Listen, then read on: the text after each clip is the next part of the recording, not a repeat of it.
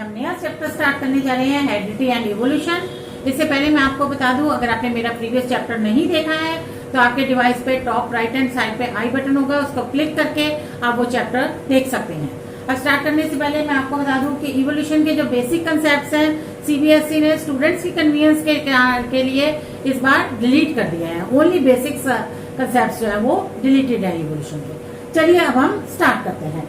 अब स्टार्ट करने से पहले मैं आपको बता दूं कि हेरिडिटी होती क्या है।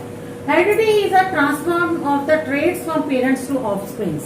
You know, when we have done in the previous chapter, the fertilization took place. When in that both the parents are involved, male and female, father and mother both are involved. And due to the result of that, the new offspring is formed, and this offspring is having the new character traits, and these character traits are transferred from the parents to the offspring, and this is called heredity. And now inherited traits क्या होते हैं? Inherited traits are those traits which are transferred genetically from the parents to the offspring. For example, अगर हम देखें तो आपका जो earlobe है, it is resembling to your parents, the shape of the earlobe is resembling to your father and mother, not to the other parents or not to the parents of the other children, because only due to these inherited traits. Because these traits are being inherited from the parents, from the both father and mother. अब हम देखेंगे कि क्या rules होते हैं inherited traits के। Inherited traits का जो सबसे पहला रूल है वो ये है कि father and mother both practically contribute equal amount of genetic material to the child. जब पॉपुलेशन होती है उस टाइम पे जो जेनेटिक मटेरियल है पेरेंट्स से चाइल्ड में जाता है और उसके लिए both father and mother equally contribute करते हैं।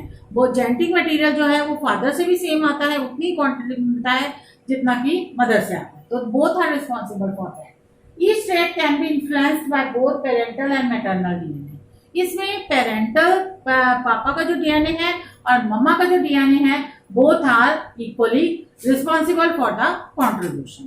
And the third is that is Mendel took the pea plant to explain this. Mendel ने इस कंसेप्ट को और क्लियर करने के लिए एक पी प्लांट लिया जो मैं आपको डिटेल में आपको समझाऊंगी।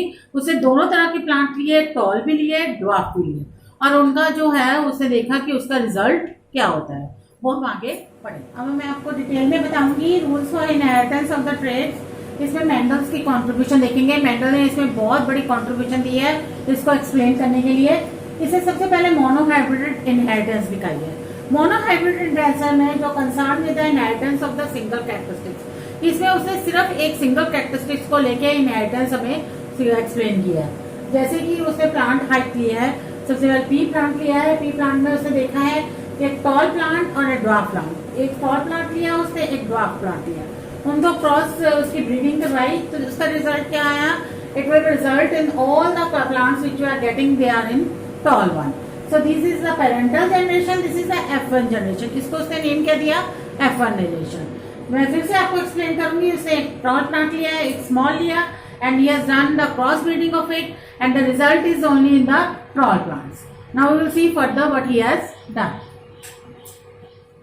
मेंडल ने क्या किया है, जो F1 जनरेशन के जो प्लांट्स थे उनको फिर से क्रॉस ब्रीडिंग कराई। क्रॉस ब्रीडिंग कराने से उसे देखा कि टॉल और ड्वार्फ दोनों तरह के प्लांट्स उसको मिले। F1 जनरेशन में जो हमें प्लांट्स मिले थे उसको उसने फिर से क्रॉस ब्रीडिंग कराई, and it results in the tall and dwarf, but the ratio was there 3:1 की ratio. 3:1 means the maximum are tall plants and the minimum are small plants. Now it means this is a F1 generation and this resulting generation is the F2 generation. And now Mendeleev has cleared this thing here. Mendel has told that this dwarfness is a repressed trait.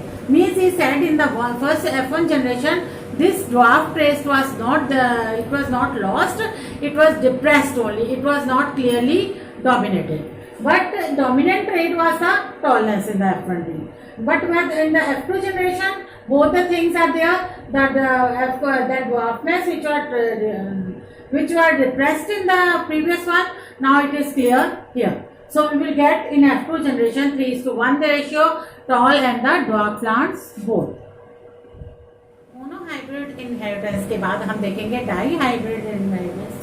Dihybrid inheritance से Mendel took the two pair of characters.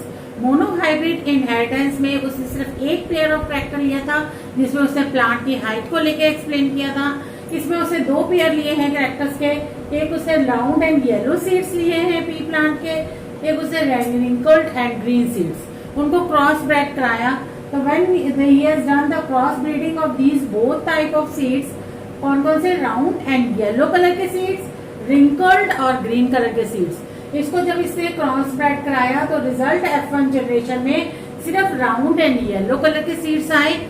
उसका reason ये है कि जो wrinkled और green seeds थे वो suppress, वो जो है वो मतलब हाइड हो गए, वो आगे नहीं आए, ये नहीं कि वो लॉस्ट हो गए, बट वो हाइड हो गए उस टाइम पे। फिर उसने क्या किया कि ये जो आपके F1 जनरेशन में राउंड और येलो कलर के सीड्स थे, उनको फिर इसने जो है क्रॉस ब्रेड कराया with the help of self pollination. इसने क्या किया तो इसका रिजल्ट इसको क्या मिला कि इसको पहली बार में मिले राउंड एंड येलो कलर के सीड्स। उसे इसकी क्वांटिटी ली थी 556 सीड्स, जिसमें से 350 सीड्स जो हैं वो उसको येलो एंड ब्राउन कलर के सीड्स के आए। जो 108 है वो राउंड ग्रीन सीड्स आए, 101 रिंकल्ड येलो सीड्स मिले उसे, और 32 जो है वो रिंकल्ड ग्रीन सीड्स मिले। तो इसका रेशियो बनता है 9:3:3:1 की रेशियो। 9:3:3:1 की रेशियो इसको F2 जनरेशन में मिली। इस सब के रिजल्ट से उसने अपना सेकंड लॉ ऑफ इनहेरिटेंस बनाया।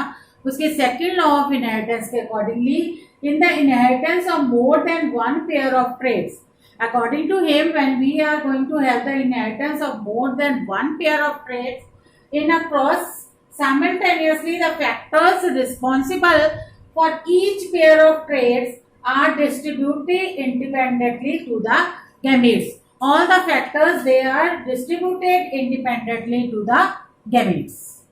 इस वीडियो को क्लोज करने से पहले मैं चाहूंगी कि आप मेरे चैनल को सब्सक्राइब करके ऑल पे सेट करके और बेल आइकॉन को हिट कर दीजिए, ताकि आपको मेरी फर्दर कोई भी नोटिफिकेशन मिस ना हो।